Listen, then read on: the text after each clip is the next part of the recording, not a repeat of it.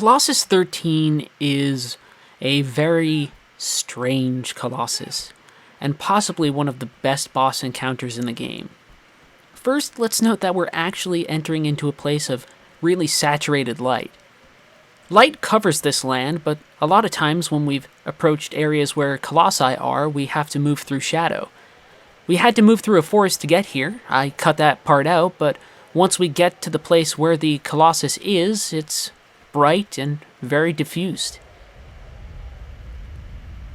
It's an empty wasteland. There's only some small structures that hint at a history that we don't understand, and a giant creature that could have possibly destroyed a civilization from ages past.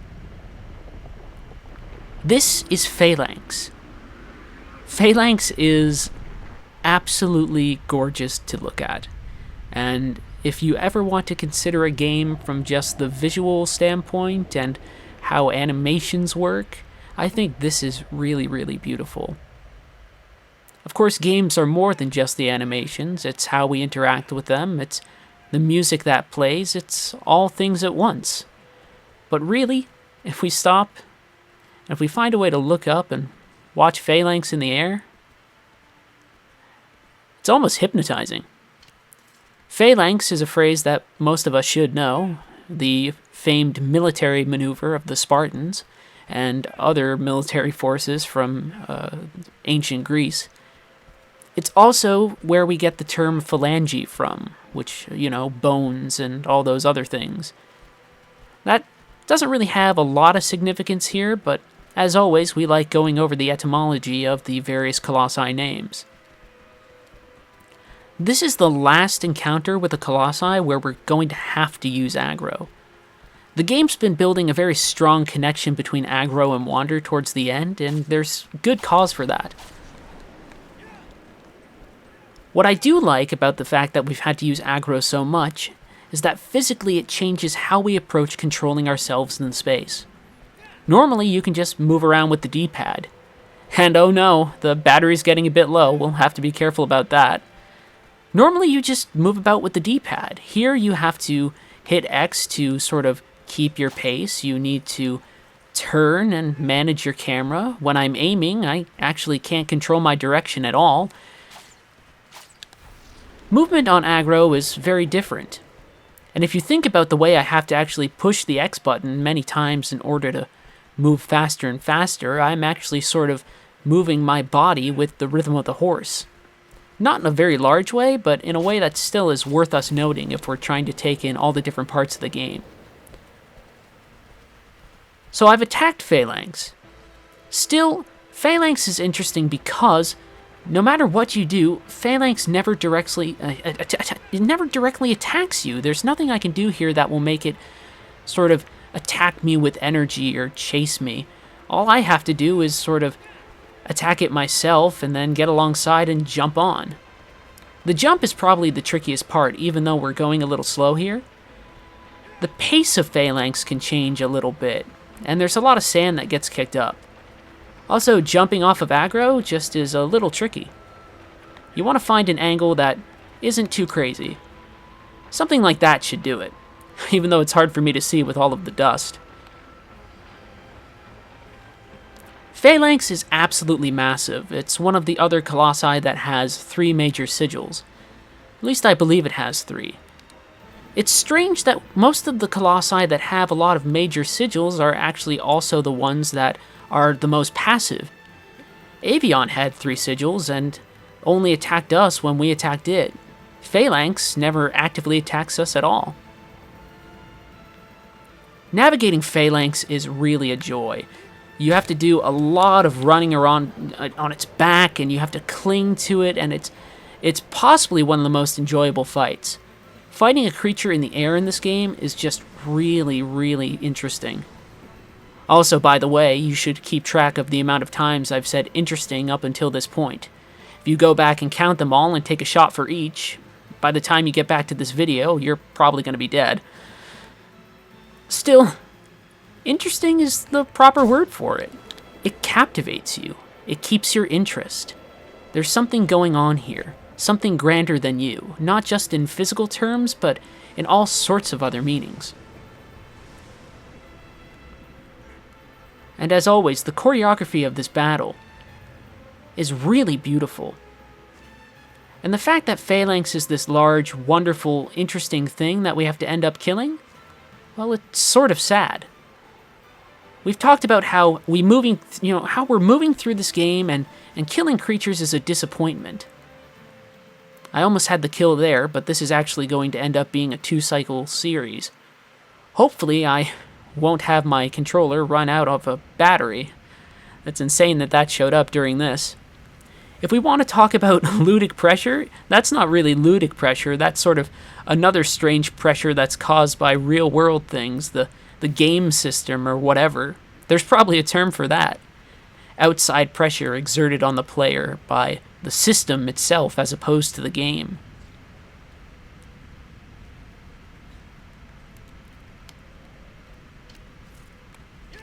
And so we need to wait for Phalanx to emerge.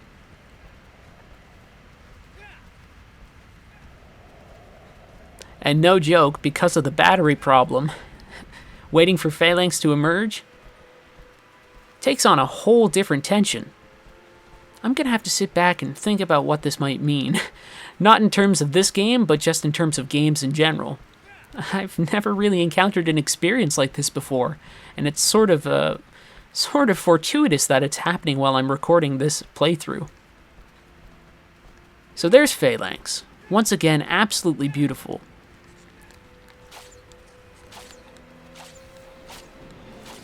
Fighting a creature like this really stresses the fact that we are fighting against nature and destroying these really sort of grand things.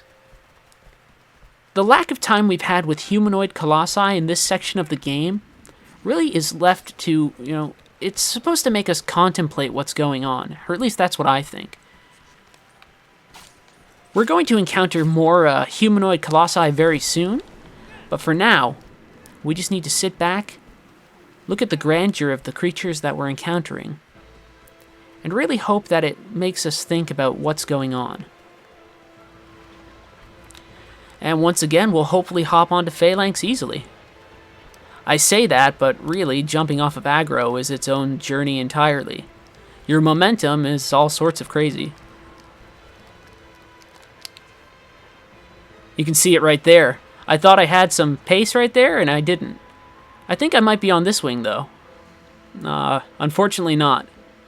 Now we're battling the camera, we're battling the battery life of our controller, and we're battling, we're not battering, although it feels like something might be battering against us a little bit when we get hit by the Colossus. We're battling against this notion of momentum that the game has, which we haven't really had to consider often. When we're on Agro, it's very prominent, though. Alright, attempt number 2. I just need to get on its side and hope for the best. There we go. Much better. At this point, I'm comfortable keeping the failures in the playthrough because it sort of shows how crazy the experience can be. Imagine if I was playing this without a high grip gauge, for example.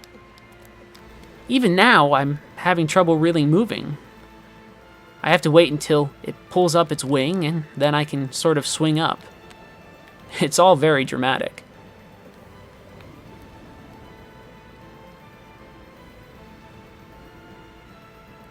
Fights like this become more about planning or preparing for your next movement than anything else. Although now I've forgotten where the last sigil was. I think it's near the back.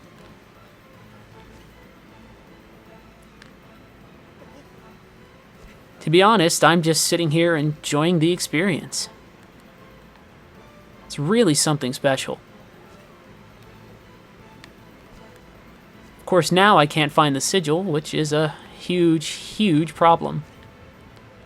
You only have so much time when you're on Phalanx, and if this happens to be a 3-cycle, that's going to be a whole different can of worms. Not just because I have all of these different forces exerting a certain sort of tension upon me, but because, really, I should be able to do this in 2 goes.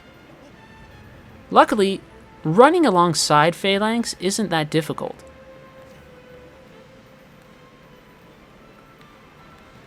Of course, finding this sigil is almost a puzzle of its own.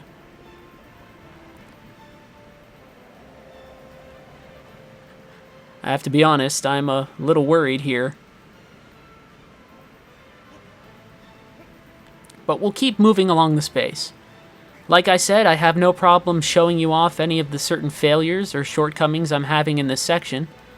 Though right now, the camera is another one of those problems. I got knocked into a place where the camera just decided, hey, I guess you're somewhere else. Alright, looks like we're going to have to do another trial of this.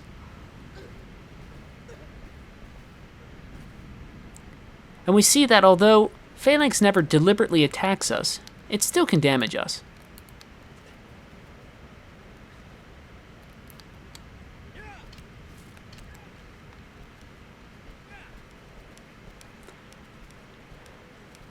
I'm sort of kicking myself in the head trying to remember where that last sigil is. Phalanx is such a big boss that if you don't know where everything is, or if you lose your orientation, that becomes a whole different sort of puzzle. Navigating a Colossus is just like navigating any bit of landscape, and if you don't remember where certain markers are, well, you're gonna get lost. And now it's entirely possible that we're gonna have to deal with me losing control for a moment. That battery life is definitely getting lower. There's Phalanx again. Hopefully we'll get this done. Alright. Attacking Phalanx once it emerges from the sand is pretty easy.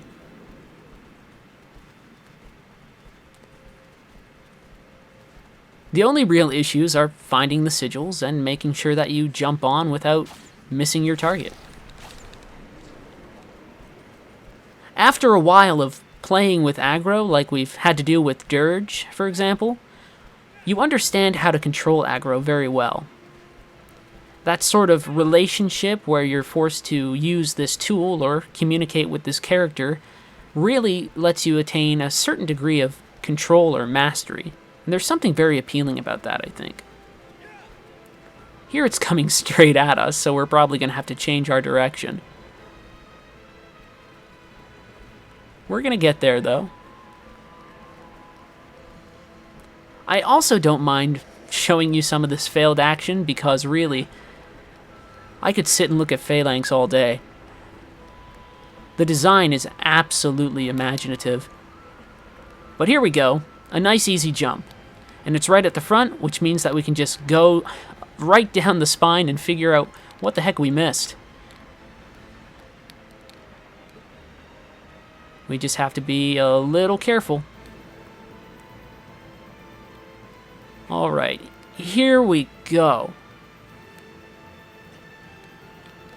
Once again, we make a nice big jump, although we almost fell off. Boy, this encounter is a little more tense than I've planned for it to be. So here we go. Jump to the front and find out where the sigil is. Although you can actually hold up your sword to find out where it is, so it should be right behind us. That's actually an option that I've never showed off in a fight, but it's actually a good one to know that you have. The game never really explains it to you.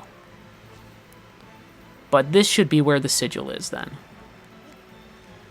Or not.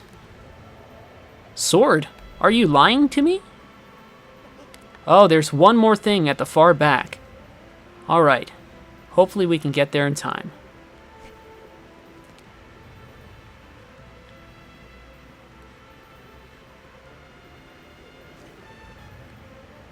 If it goes back into the sand again, I'll be a little frustrated. But I think we've got it. So there we go. Possibly the most crazy Phalanx fight I've ever had. A lot of missteps, a lot of strange pressure from outside sources, and just a little bit of failure of execution. Still, even in death, I find Phalanx very beautiful to watch. Other times when you kill a Colossus, it's sort of sudden and stark. Here, that scale really impresses. Just a feeling of absolute beauty. The control it has in the air, the sort of magical force that's guiding it. It's all very special, It makes for one of the best encounters in the game.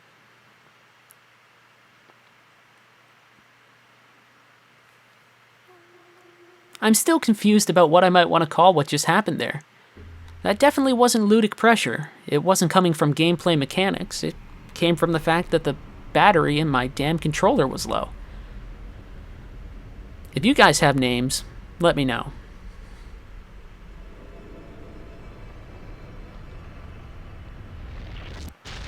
Maybe we can just call it battery bullshit for now.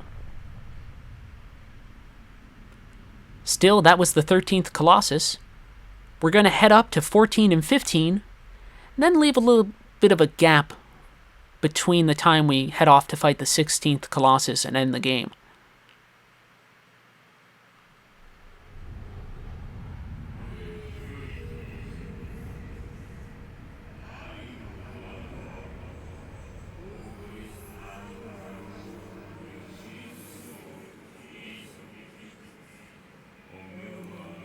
As always, we get our target. This time it's a guardian of some type of city lusting for destruction. Barbara was also said to be lusting for destruction, and we'll talk about that a little bit when we encounter the next Colossus. For now, I should run off and make sure that I have enough battery power to get through the rest of the game. I'll see you in the next section.